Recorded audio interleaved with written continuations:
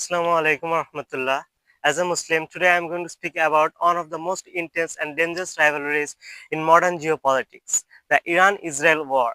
This is not just a political conflict. For many Muslims around the world, this is a matter of faith, justice, and identity. We must call out this, we must understand this issue deeply, not with emotion alone, but with knowledge and wisdom. Since the Islamic Revolution in 1979, Iran stood strongly against Israel, which had occupied Palestine, including Masjid al-Aqsa, the third holiest site in Islam. Since then, Iran and Israel had become enemies. Iran supports Muslim resistance groups like Hezbollah and Hamas, while Israel sees them as threat and labels them as terrorists.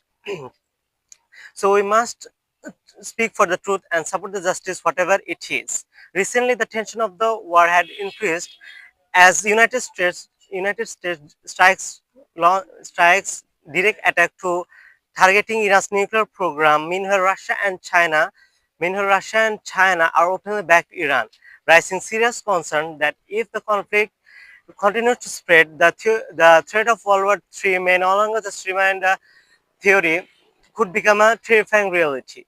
The war remained as the weakness of Muslim Ummah, more than 50 countries but no unity.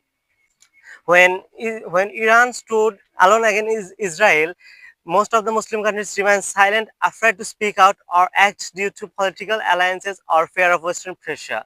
But the Muslim people from Turkey to Bangladesh and from Pakistan to Malaysia, they stand with Palestine, they raise their voice for the oppressed. The Quran says in Surah An-Nisa 475, and what is the matter with you that you fight not in the cause for Allah for those who are oppressed among men, women and children?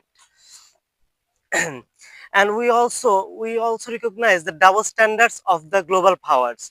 When Muslim defends their land, it's called terrorism. When Israel attacks civilians, it's called self-defense. Iran is sanctioned for its military program. Meanwhile, Israel has nuclear weapon and faces no consequences.